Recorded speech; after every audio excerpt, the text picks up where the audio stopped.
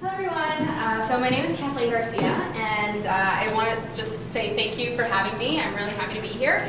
Please don't kill me because I'm from McGill, okay? We're all friends, it's all good.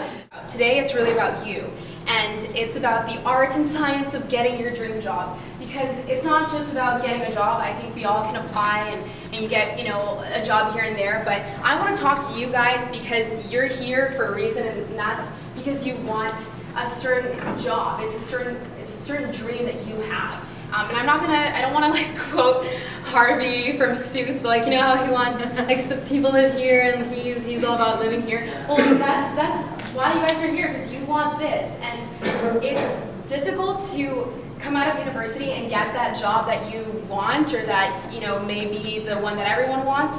However, I definitely think that it's possible, and I think that you can get multiple offers from dream companies that you may right now be in 5 months, there's no way those companies are gonna offer me, there's no way. But I've done it, and I believe that you guys can too.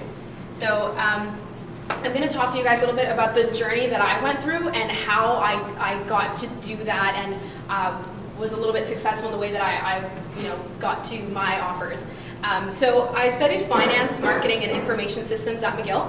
I did a triple concentration because I was interested in various sectors of business, and I wanted to know numbers, be very good at numbers, be good with the creative aspect of branding and marketing, and technology was always at the forefront of my life.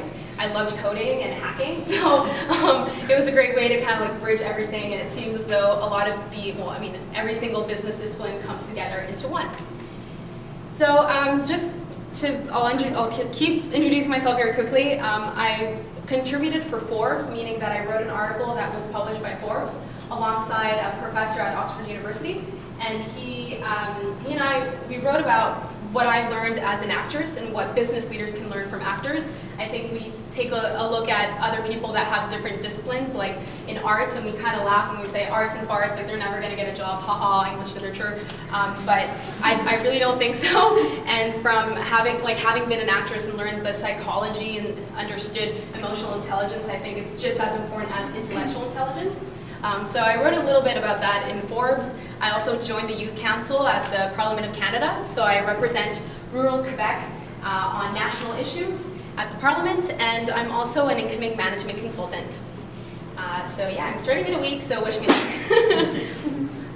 In terms of the process or the formula on how to get your dream job, or how to apply and finally get that yes, it's a process, and I know what you guys are going through because I just went through it.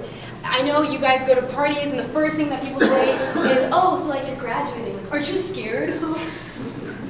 Yeah, thanks. I'm looking forward to it now. Or, you're talking to a friend and all she can talk about is jobs and oh, I applied for this company and my dad knows the CFO, so hopefully I can get the job. And you're can we have a good time and drink and not talk about this? It's stressful as it is, and everyone's talking about it. And all you want to do is hide in the library because it's the last thing that you want to get over on top of your exams and enjoying your senior year. Isn't senior year supposed to be about enjoying yourself? No, it's all about job hunting. So yeah, it is scary, but and I hated when people told me this, it's gonna be okay. It doesn't really make you feel better, but it honestly is going to be okay. So the first thing I'm going to talk to you guys about, or my first piece of advice, is it's all about getting to know who you are beforehand. First step is you need to know who you are, find and use your superpower. Number 2 is you have to take risks. Okay? Take risks and get out of your comfort zone. Number 3, I can't read number 3, but oh yeah, you're going to fail. So you might as well start laughing now. Finding your superpower, getting to know who you are, as I said, when you're job searching, it's more psychological than anything else. It tests your limits. Are you okay with someone rejecting you and saying, you know what, your grades aren't high enough for this position, or you just don't fit the culture, or your suit sucks and unfortunately we need someone that has better style. Things as stupid as that may sound, it hurts. So you need to know how you deal with pressure and what your strengths are. Forget your weaknesses. We're not going to focus on that. That's if you're not good at something, you're not going to be good at it right now, so let's not focus on it. Let's focus on what you bring to the table and what's going to differentiate you from everybody else.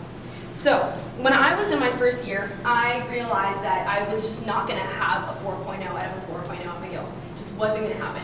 I had been a straight A student my entire life, and it just killed me. I was like, well, if I'm not going to be the super genius, then who am I? I don't belong here. Like, how am I going to beat out all these kids who are just as good as me, and even better, and have connections? I realized early on that what I brought to the table was maybe my acting abilities, or my ability to go into a room and just speak to the CEO of a Fortune 100 company and say, hi, my name is Kathleen Garcia. I really liked your speech, so I'd love to take you out for coffee. I'd love to discuss the issues that you face on a day-to-day so that I can learn a little bit more about you and your company. Being able to do that and that confidence was something that other kids didn't have.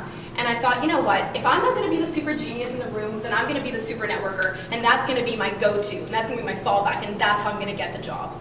So fast forward a few years later, I kept practicing in my first, second, third years when I was trying to get internships, and I would go to networking events just like this, conferences, try to speak to people. I would practice, I would listen, and I would learn.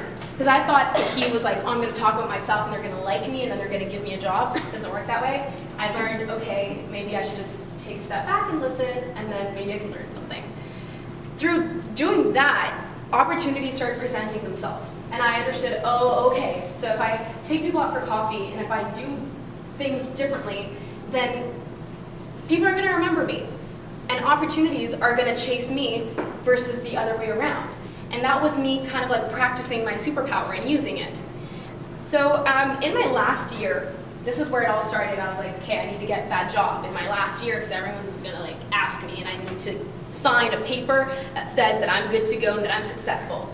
And that was in August. So from August to December, I went to Scotland for my exchange, and I missed recruiting season. So while everybody in Montreal was bragging about who they met, I was in Scotland, and I thought, well, recruiting season also happens here. So if I have the ability to travel for leisure, well, that just opens up different markets. So I traveled to 18 different cities for fun, like using Ryanair and buses, and I picked the 2 countries that I liked the most and that I saw myself living in and working in.